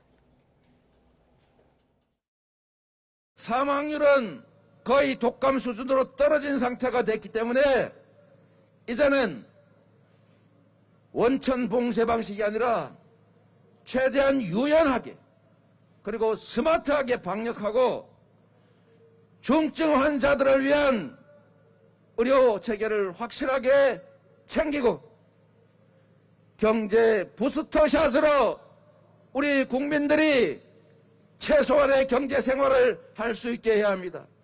제가 제안드리는 것은 스마트 방역과 경제 부스터샷으로 정리됩니다. 여러분, 40조 내지 50조 원으로 추산되는 우리 국민들의 피해를 제가 당선되는 순간 즉시 대규모 긴급 추경을 편성하거나 아니면 국가 긴급 재정 명령권을 발동해서라도 반드시 책임지겠습니다, 여러분.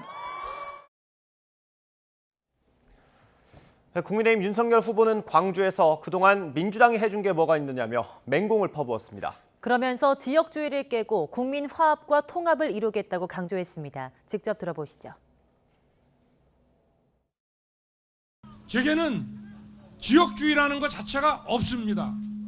여러분이 불러주시고 키워주신 저 윤석열이 지역주의 깨고 국민 화합과 통합을 이루고 이를 발판으로 대한민국의 번영과 광주의 발전을 기필코 이루어내겠습니다. 민주당은 입만 열면 광주 전남을 발전시키겠다고 합니다. 광주의 영내 GDP가 전국에서 몇 위쯤 합니까? 꼴등입니다. 꼴등. 왜 이렇게 됐습니까? 수십 년에 걸친 지역 독점 정치가 지역민들에게 한 게 뭐 있습니까? 이번 대선은 매 5년마다 있는 그런 대선이 아닙니다. 민생을 살리느냐, 민생이 죽느냐의 선거입니다.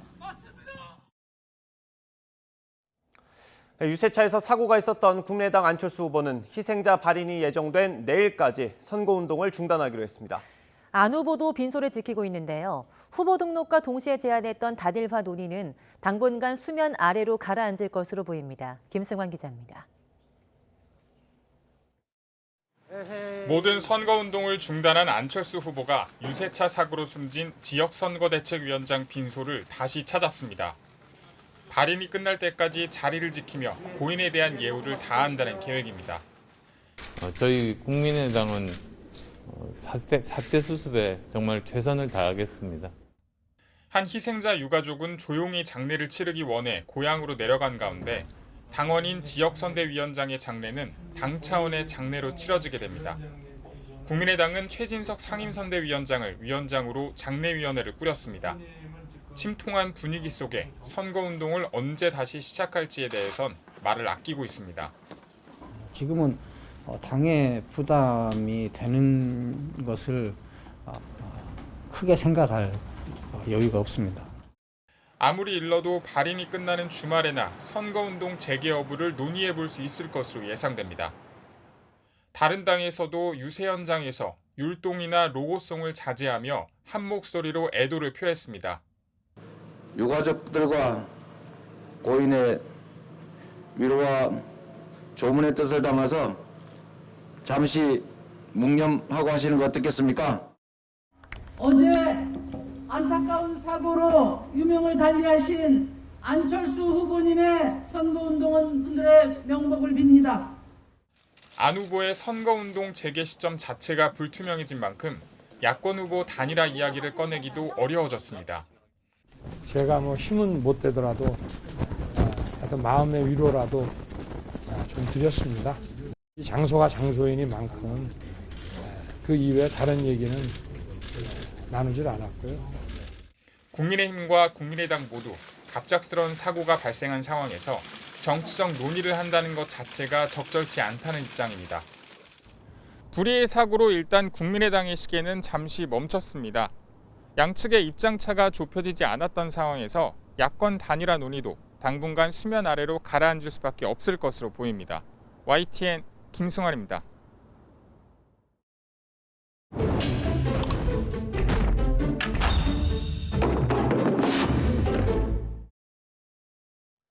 (20대) 대선 이제 20일 앞으로 다가왔습니다. 네, 각 후보들의 선거운동이 한창인 가운데 온라인에서는 이제부터 선거 범죄를 다루는 법이 적용되니 말조심해야 한다는 글이 퍼지고 있는데요. 맞는 말인지 박희재 기자가 따져봤습니다. 공식 선거운동 기간이 개시된 지난 15일부터 유명 온라인 커뮤니티에 올라오고 있는 글들입니다. 공식 선거운동 시작과 함께 선거범죄를 단속하는 공직선거법이 적용되니 이제부턴 후보자를 비방하거나 허위 사실을 퍼뜨려서는 안 된다는 내용입니다. 공직선거법의 적용 시점은 언제부터일까? 공직선거법상 후보자 비방이나 허위 사실 공표 등 중대 선거범죄를 언제부터 단속하는지는 명시돼 있지 않습니다. 다만 중앙선거관리위원회가 법에서 지칭하는 후보자의 범위를 어떻게 규정하는지를 보면 법 적용 시점도 알 수 있습니다. 선관위는 후보자의 범위 안에는 출마 의사를 밝힌 예비 후보자까지 포함된다고 밝혔습니다. 후보자가 확정되기 전이라도, 그러니까 공식 선거운동 개시 전이라도 선거법을 적용할 수 있다는 뜻입니다. 실제로 지난 20대 총선 때만 해도 예비 후보자를 상대로 SNS에 비방글을 올렸다가 벌금형이 선고된 사례가 있습니다. 선거 기간 전 혹은 예비 후보자 등록 시점 전이라도 당선 또는 낙선을 목적으로 출마 예정자나 그의 배우자, 가족 등을 대상으로 공연히 사실을 적시하여 비방하는 경우 후보자 비방죄에 해당이 될 수 있습니다. 중대선거범죄를 처벌하는 공직선거법이 공식 선거운동 개시 시점부터 적용된다는 주장, 명백한 거짓입니다. YTN 박희재입니다. 네, 이어서 코로나19 소식입니다. 하루 확진자가 오늘은 10만 명 안팎까지 나올 걸로 예상됩니다. 확진자는 예상보다 빠르게 늘고 있는데 정부는 방역 조치를 풀어주는 방안을 검토하고 있습니다. 이유가 뭔지 강정규 기자가 보도합니다. 어젯밤 9시까지 전국에서 9만 명 넘는 코로나19 환자가 나왔습니다. 그제 같은 시간보다 5천여 명 늘어난 숫자입니다. 오늘 오전에 발표되는 자정 집계 기준 1일 신규 확진자는 10만 명 안팎이 될 것으로 보입니다. 아직 정점은 멀었습니다. 정부는 이번 달 말 하루 최대 17만 명의 환자가 나올 수 있다고 전망합니다. 민간 전문가들은 다음 달 초 많게는 20만 명까지 내다봅니다. 지금은 신속항원 검사를 쓰고 있기 때문에 그럴 경우에는 확진될 비율이 또 줄어들 수 있습니다. 그런 것들을 감안할 경우에는 15만 명에서 20만 명 정도가 확진될 것으로 추정할 수 있습니다. 이렇게 확진자가 빠르게 늘어나는 와중에 정부는 거리두기 완화를 검토하고 있습니다. 오미크론 변이가 국내 지배종이 되면서 중증화율과 치명률이 오히려 낮아졌기 때문입니다. 각각 0.5%와 0.21%, 직전 우세종이었던 델타 변이의 3분의 1에 그칩니다. 정부가 방역 최우선에서 사회 경제적 피해 최소화로 고개를 돌릴 수 있게 된 이유입니다. 2달 넘게 계속된 방역 강화 조치를 위해서 누적된 민생 경제의 피해와 아직도 정점을 알 수 없는 오미크론의 확산세 등 방역 상황을 함께 고려하여 결정해야 될 것 같습니다. 정부는 다만 오미크론의 파고를 낮추기 위해 방역 패스는 유지하기로 했습니다. 청소년 방역 패스의 경우 다음 달 1일부터 시행할 계획인데 법원의 판단이 변수로 남아 있습니다. YTN 강정규입니다. 해외 유입 오미크론 감염 가운데 스텔스 오미크론으로 불리는 BA2의 비중이 크게 증가한 걸로 나타났습니다. 중앙방역대책본부는 해외 유입 오미크론 가운데 BA2 계통의 점유율은 지난해 12월 3.2%에서 지난달 17.4%로 급증했다고 밝혔습니다. 방대부는 일부 국가에서 BA2의 전파력이 기존 오미크론 BA1보다 다소 높을 가능성이 제기된다고 설명했습니다. 확진자 규모가 늘면서 집에서 치료 중인 환자 숫자도 수십만에 달하고 있습니다. 네, 이들을 돌보는 24시간 상담센터 의료진은 계속해서 쏟아지는 전화에 고전분투를 벌이고 있습니다. 윤혜리 기자입니다. 어둠이 채 가시지 않은 새벽, 병원 한 층에 불이 환하게 켜져 있습니다. 코로나19 재택치료자들을 상대하는 의료 상담센터입니다. 동트기 전부터 상담 전화가 몰려듭니다. 진료 볼 수 있는 데를 좀 알아봐 드릴까요? 어떻게 드릴까요?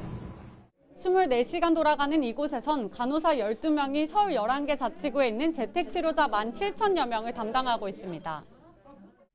정신없이 재택치료자들을 응대하다 보면 끼니를 거를 때가 잦습니다. 약 처방만 원하시는 거세요? 환자분 의사 선생님 상담은 필요 없으시고. 일부 환자들이 쏟아내는 짜증과 폭언은 솔직히 견디기 힘듭니다. 환자가 잘못되면 당신들이 책임지는 거냐. 현실적인 부분에서 많이 부딪히다 보니까 저희 입장에서 많이 좀 기운이 빠지는. 일반 공무원이 전화로 상담해주는 그런 걸로 오해하시는 분들이 계시더라고요. 근데 사실은 저희는 여기 있는 의료진들이고요. 대응 역량은 한계에 도달했습니다. 한 번 상담하는 데만 길게는 수십 분이 걸리는데 이런 전화가 매일 1000여 건씩 걸려오면 녹초가 되기 일쑤입니다. 보통 저희 보면 한 800~900건 정도는 되는 것 같고 많은 날에는 1000건 이상도 오는 것 같아요. 이렇게 지자체가 운영하는 24시간 재택치료 상담센터는 전국에 200곳. 다음 달 초 재택치료자만 100만 명에 달할 거란 전망이 나오면서 재택치료 대응 역량이 더욱 떨어질 것으로 우려됩니다. 우선 지자체 의료센터에 몰리는 상담 전화를 시급히 분산시켜야 한다는 지적이 나옵니다. 고위험군 담당하고 있는 재택치료기관의 일부 상담 기능을 넘겨야 돼요. 정부가 지정한 동네 병의원 4,800곳에서도 어느 정도 재택치료 상담이 이루어지도록 해야 한다는 지적이 나오고 있습니다. YTN 윤혜리입니다. 네, 미국에서 오미크론 변이로 인한 코로나19 확산이 빠르게 둔화하면서 하루 평균 신규 확진자 수가 지난해 여름 델타 변이 유행 당시의 정점 밑으로 내려갔습니다. 뉴욕타임스는 현지 시간 15일 기준 미국의 7일간 하루 평균 코로나19 신규 확진자가 14만 204명으로 델타 변이 때 정점이었던 16만 4,418명 아래로 떨어졌다고 보도했습니다. 이에 따라 미국의 신규 확진자는 지난해 9월 이후 5개월여 만에 가장 낮은 수준으로 내려갔습니다. 미국 제약사 모더나의 스테판 방세 최고 경영자가 코로나19 대유행의 종식이 다가오고 있다고 밝혔습니다. 방세 CEO는 현지 시간 16일 CNBC 방송에 출연해서 코로나19 대유행이 최종 단계일 수 있지 않냐는 질문에 그것이 타당한 시나리오라고 생각한다고 답했습니다. 방세 CEO는 오미크론 변이 등 신종 코로나19 바이러스가 진화하면서 점점 덜 치명적인 바이러스를 보게 될 확률이 80%라며 다음 변이가 오미크론 변이보다 더 치명적이라는 시나리오는 20%의 확률이라고 예상했습니다. 네, 확진자 규모가 감소세로 돌아선 다른 나라에선 방역 규제를 완화하는 조치가 잇따르고 있습니다. 프랑스와 오스트리아에서 나이트클럽이 다시 문을 열고 캐나다는 백신 접종을 마친 여행객은 입국 전 PCR 검사 의무를 폐지하기로 했습니다. 이종수 기자입니다. 프랑스 정부가 코로나19 방역 규제를 완화해 지난해 12월 문을 닫았던 나이트클럽 영업을 허용했습니다. 또 영화관과 경기장, 열차와 비행기 안에서의 음식물 섭취도 허용했습니다. 오는 28일부터는 백신 패스를 검사하는 실내 공공장소에서는 마스크 착용 의무도 폐지하기로 했습니다. 스위스도 백신 접종 여부와 관계없이 식당과 상점, 문화기관의 출입을 허용합니다. 인접국 오스트리아도 술집과 레스토랑 야간 영업시간 제한을 푸는 등 제한조처 대부분을 다음 달 5일까지 해제하기로 했습니다.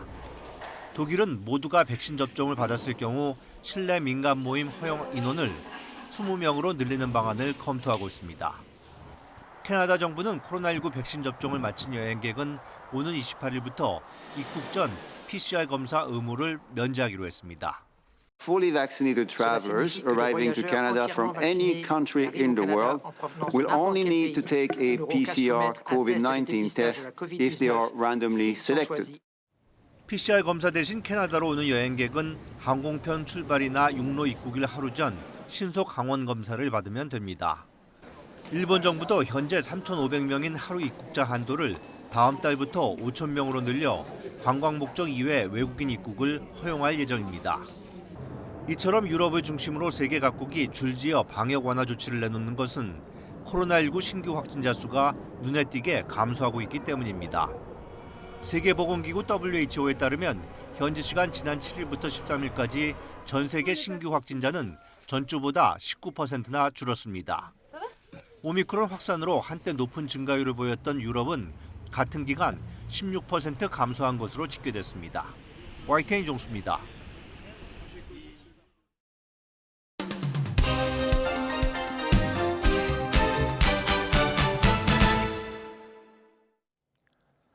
네, 2월 17일 아침 신문 살펴보겠습니다. 오늘도 이현웅 아나운서가 주요 내용 정리했습니다. 어서 오십시오. 안녕하십니까?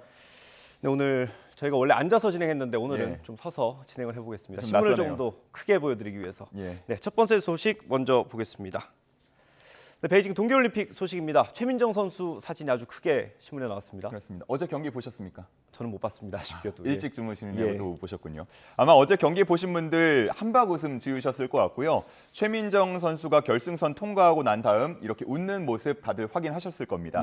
오늘 아침 신문에도 최민정 선수의 웃는 모습이 정말 말 그대로 도배가 됐고요.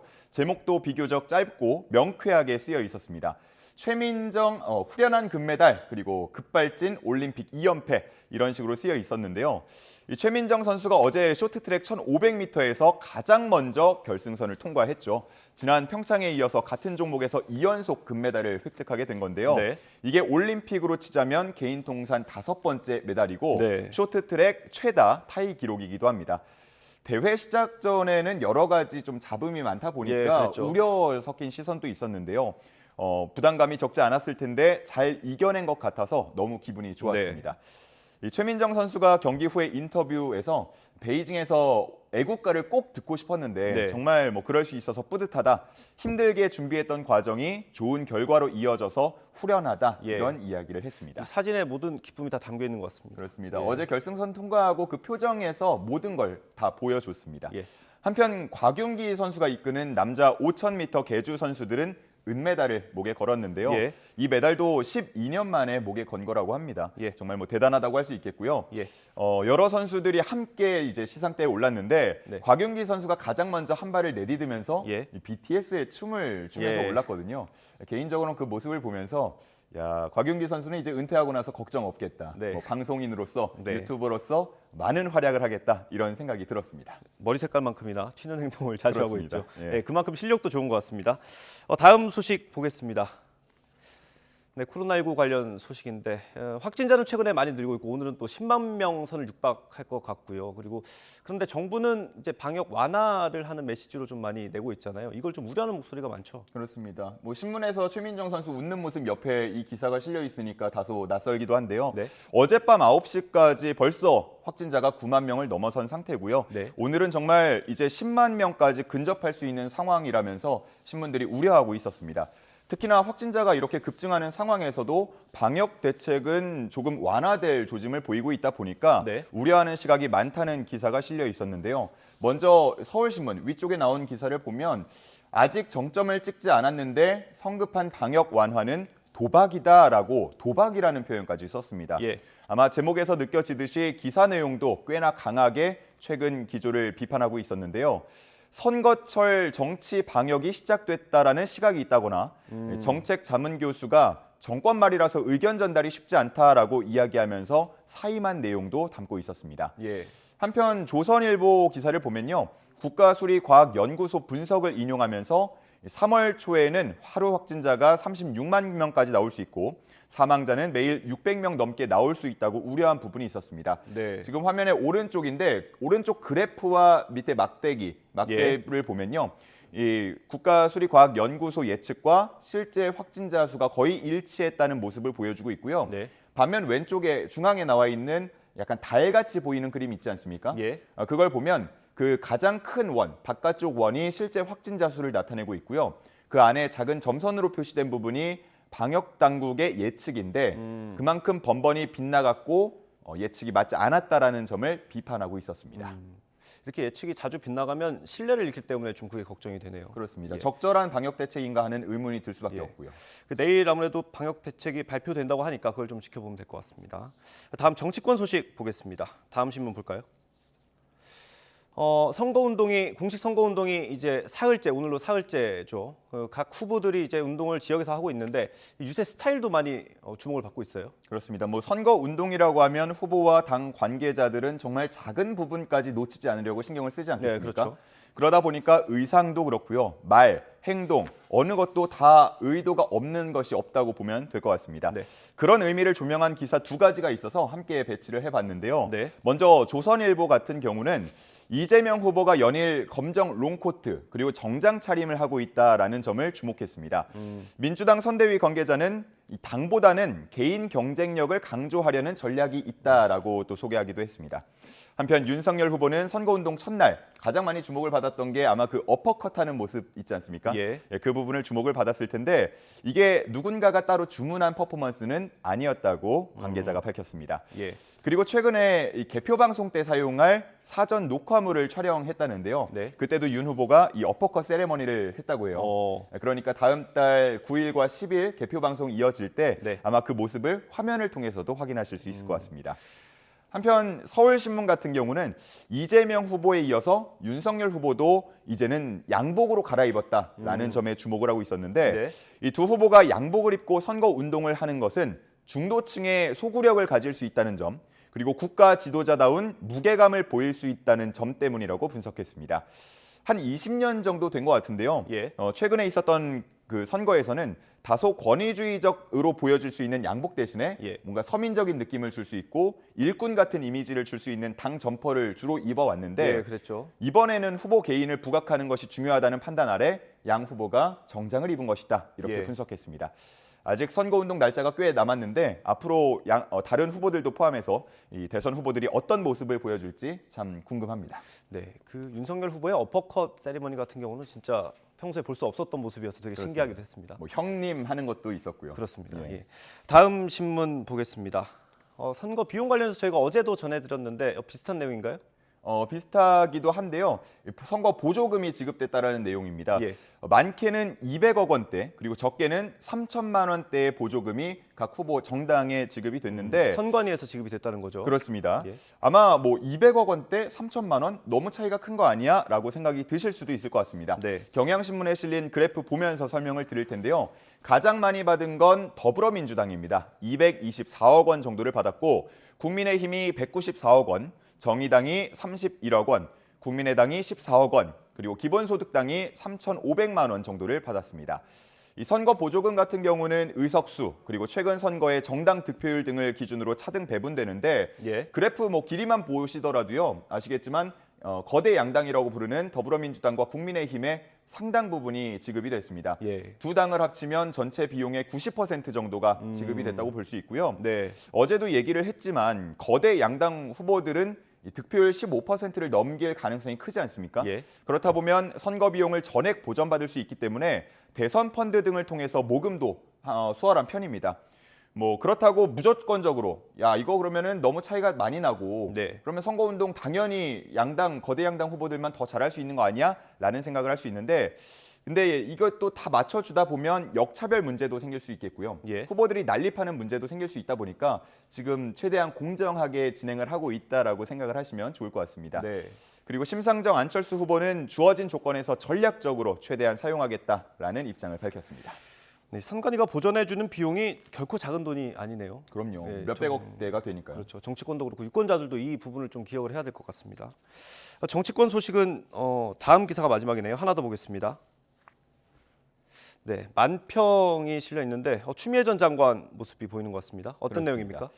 서울신문에 실린 만평이고요. 보면은 추미애 전 장관이 최근에 한 말이 보도가 된 겁니다. 민주당 선대위가 만든 명터뷰라는 콘텐츠가 있는데요. 반말 형식으로 인터뷰를 하는 그런 콘텐츠입니다.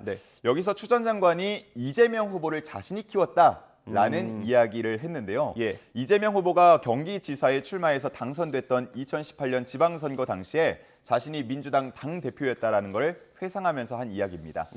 또 자신의 말은 아주 잘 듣는다면서 친분도 과시했는데 이게 좀 반말로 진행이 되는 인터뷰다 보니까 다소 편한 분위기에서 조금 장난스럽게 한 얘기도 포함이 있습니다. 자, 그렇다면 추미애 장관 옆에는 이재명 후보의 얼굴이 실려 있어야 할 것 같은데 윤석열 후보의 그림이 실려 있습니다.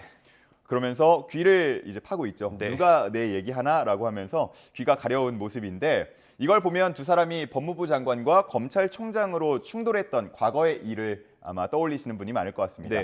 뭐 그때도 그랬고요. 지금도 추 전 장관이 윤 후보 관련 발언을 할 때마다 윤 후보의 이 정치적인 존재감만 키워준다라는 이야기도 있지 않습니까? 그 얘기를 좀 재밌게 그림으로 표현한 것 같습니다. 공교롭게도 윤석열 후보의 슬로건 가운데 하나가 국민이 키운 윤석열이거든요. 참 재밌는 것 같습니다. 추미애 장관도 국민 중 한 명이니까요. 정치권에서 말 한마디가 이렇게 좀 여러 얘기로 번지는 것도 재밌는 것 같고요. 다음 소식 보겠습니다. 얼마 전에 2천억 원이 넘는 돈을 횡령해서 주식에 투자했던 오스템 임플란트 사건이 아직 마무리되지 않았는데 비슷한 사건이 또 터졌네요. 그렇습니다. 거래 정지가 되면서 개인 투자자들에게는 상당한 아픔이 되고 있는 일인데 그 판박이 사건이 또 터졌다라는 기사가 한국일보에 실려 있었습니다. 이런 일이 자꾸 발생하면 당연히 개미, 소액 투자자들만 피해를 보는데 이번에 벌어진 일은요. 계양전기 재무팀 직원이 245억 원의 횡령을 했고 이게 알려지면서 즉각 주식 매매가 중단된 일입니다. 이번 사건을 이제 오스템 판박이라고 부르는 건요. 직원이 회사 눈을 피해서 수백억 원을 횡령을 했고 또 회사는 이거를 처음에 알지 못하다가 늦게 알아챘기 때문에 그런 모습들이 닮아 있다라는 겁니다. 계양전기 재무팀 직원이 245억 원을 횡령했는데 과연 이 돈을 어디에 썼는지 그리고 지금은 뭐 얼마나 남았는지 돌려놓은 돈은 있는지 그거에 대해서는 기사에 실려 있지는 않았는데요. 최근에 이런 일이 반복되다 보니까 각 회사별로 시스템을 잘 갖춰야 하지 않느냐라는 이야기가 나오고 있습니다. 한 전문가는 회계를 한두 사람한테 맡길 게 아니라 복수의 관계자가 시차를 두고 제대로 감시할 수 있는 감시망을 갖춰야 한다고 제언하고 있었습니다. 이 계양전기 같은 경우는 자기 자본이 2천억 원이 조금 안 되고요. 시가총액이 한 1,100억 원 정도 수준인데 거기서 200억 원대 횡령이 발생했으니까 정말 큰 문제라고 볼 수가 있겠습니다. 개인 투자자분들의 피해가 우려되는 상황입니다. 네.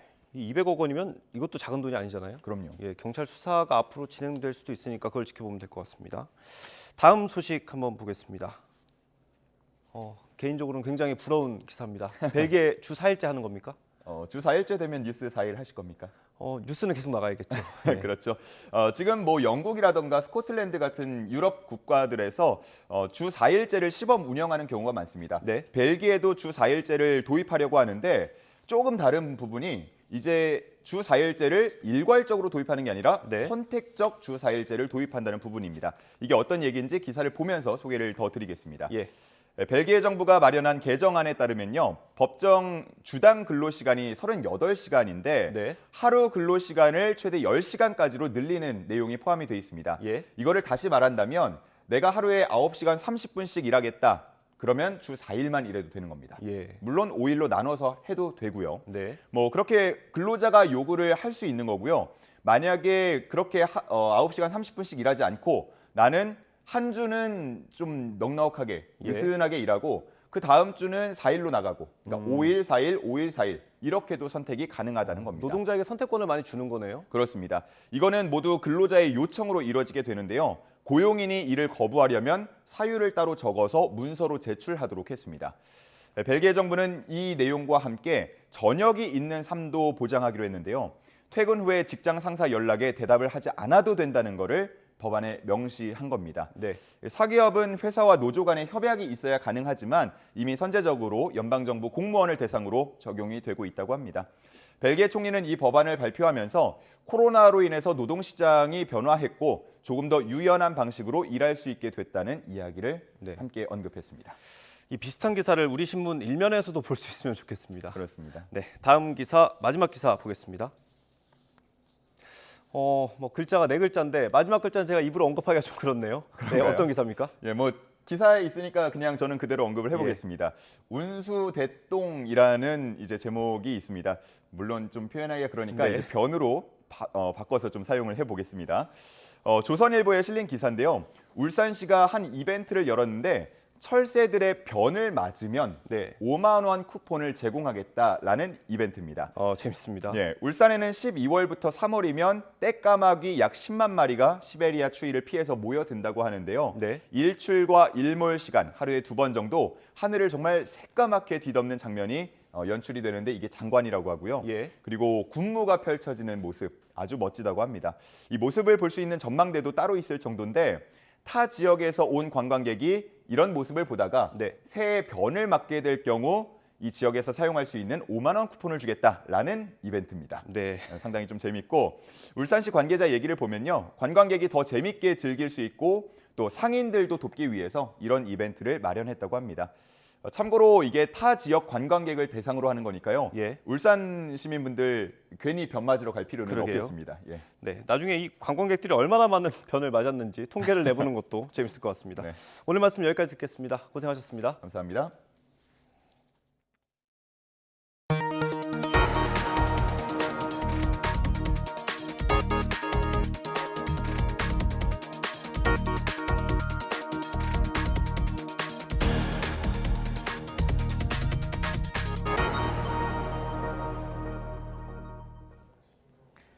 우크라이나 사태와 관련해서 조 바이든 미국 정부는 러시아의 철군을 아직 확인하지 못했다며 군사적 긴장 상태가 그대로라고 평가했습니다. 나토 등 유럽 국가들도 마찬가지인데요. 러시아는 훈련에 마친 부대들이 철로를 이용해서 원 주둔지로 복귀하고 있다며 서방을 비난했습니다. 워싱턴 강태욱 특파원이 보도합니다. 미국 백악관은 우크라이나 국경에서 러시아군의 철수를 아직 확인하지 못했다고 밝혔습니다. 젠 사키 대변인은 면밀히 관찰하고 있지만 여전히 국경에서는 위협적인 방식으로 러시아군이 집결해 있다고 말했습니다. There's what Russia says and there's what Russia does, and we're watching very closely what steps they're taking, but they remain amassed in a threatening way at the border. 토니 블링컨 국무장관도 어떤 군대 철수도 보지 못했다고 확인했습니다. 그러면서 러시아의 주요 부대가 국경에서 멀어지는 것이 아니라 오히려 국경을 향해 가고 있다며 정확히 반대 상황이라고 지적했습니다. 나토 사무총장은 오히려 러시아가 우크라이나 주변에 병력을 더 보내고 있다고 말했습니다. 공개된 정보 출처와 상업용 위성 등을 통해서 확인했다는 겁니다. But so far, we do not see any sign of de-escalation on the ground. No withdrawals of troops or equipment.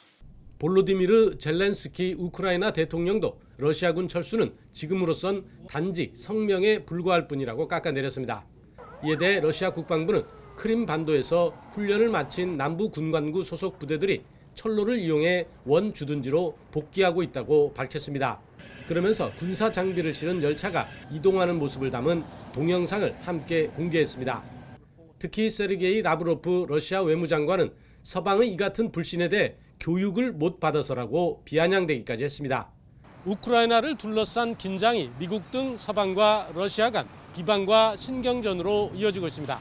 가시적인 움직임이 확인될 때까지 이 같은 공방은 당분간 계속될 것으로 보입니다. 워싱턴에서 YTN 강태욱입니다. 네, 시진핑 중국 국가주석과 에마뉘엘 마크롱 프랑스 대통령이 어제 전화통화로 우크라이나 문제 등을 논의했습니다. 중국 관영 CCTV에 따르면 시 주석은 마크롱 대통령과 통화에서 관련국들이 정치적 해결의 큰 방향에서 노르망디 형식 회담을 포함한 다자 플랫폼을 충분히 이용해야 한다면서 대화와 협상을 통해 우크라이나 문제 전면적 해결을 해야 한다고 말했습니다. 노르망디 형식 회담은 우크라이나 돈바스 지역의 정보군과 칠러 분리주의 반군 간 분쟁 해결 방안을 논의하는 러시아, 우크라이나, 독일, 프랑스 4개국의 협상을 말합니다. 군사적 위기가 고조되고 있는 우크라이나에 체류 중인 국민이 153명으로 줄었고 현지 국민 지원을 위해서 접경 지역에 임시사무소가 개설됩니다. 외교부는 16일 기준 우크라이나에 체류 중인 국민은 자영업자 60여 명, 선교사 30여 명, 공관원 등 153명으로 파악됐다고 밝혔습니다. 외교부는 오늘까지 약 40명 이상을 추가로 철수할 예정이라고 전했습니다. 네, 어제 새벽 경북 영덕에서 되살아난 산불이 이틀째 확산하고 있습니다. 산림청은 어제 해가 지면서 헬기를 통한 산불 진압이 중단되자 밤사이 민가로 번지지 않도록 인력 1000여 명과 장비 170여 대를 동원해 저지선을 구축했습니다. 산불 대응 단계는 최고 수준인 3단계를 유지하고 있고 날이 밝는 대로 헬기 40대를 다시 투입하는 등 자원을 총동원해 진화할 예정입니다. 이틀 전 새벽 4시쯤 경북 영덕군 사마리에서 처음 발생한 산불은 그제 오후에 꺼졌다가 어제 새벽 2시쯤 되살아났습니다. 지금까지 확인된 피해 면적은 100헥타르가 넘고 인근 주민 300여 명은 마을 회관과 보건소 등으로 대피해서 인명피해는 없는 상황입니다. 오늘 아침 출근길에는 추위 대비 철저히 해주셔야겠습니다. 잠시만 바깥에 서 있어도 손끝이 시리다 못해 아플 정도인데요. 현재 서울 기온은 영하 10.1도까지 떨어졌고요. 찬바람이 불면서 체감 온도는 영하 16도 선에 머물고 있습니다. 심한 추위에 감기 등 호흡기 질환에 걸리지 않도록 건강관리 잘해주시기 바랍니다. 중부와 남부 내륙 곳곳으로 한파특보가 확대된 가운데 현재 대관령의 기온 영하 17.1도, 철원 영하 16.4도, 서울 영하 10.1도, 대전은 영하 9.8도까지 떨어졌습니다. 낮 동안에도 예년 기온을 5에서 6도가량 밑돌면서 종일 춥겠습니다. 오늘 낮 기온 서울 0도, 대전과 광주 2도, 대구는 3도가 예상됩니다. 밤사이 서해안 지역의 눈은 많이 잦아들었지만 호남 서해안은 아침까지, 제주도는 오전까지 눈이 조금 더 내리겠습니다. 그 밖의 지역은 대체로 맑은 하늘이 펼쳐지겠습니다. 다만 서울과 영남을 중심으로 건조특보가 내려진 가운데 바람까지 강하게 불고 있습니다. 작은 불씨가 큰 불로 번지기 쉬운 만큼 불씨 관리 철저히 해주시기 바랍니다. 절기 우수인 토요일에는 추위가 잠시 주춤하겠지만 남해안과 제주도에 또 한 차례 비나 눈이 오겠고요. 다음 주 중반까지는 예년보다 추운 날씨가 이어질 전망입니다. 최근 눈이 내린 지역에서는 강추위 속에 도로 위에 도로 살얼음이 생긴 곳이 많습니다. 보행자와 운전자 모두 교통안전에 각별히 주의해 주시기 바랍니다. 지금까지 서울 상암동에서 YTN 윤수빈입니다.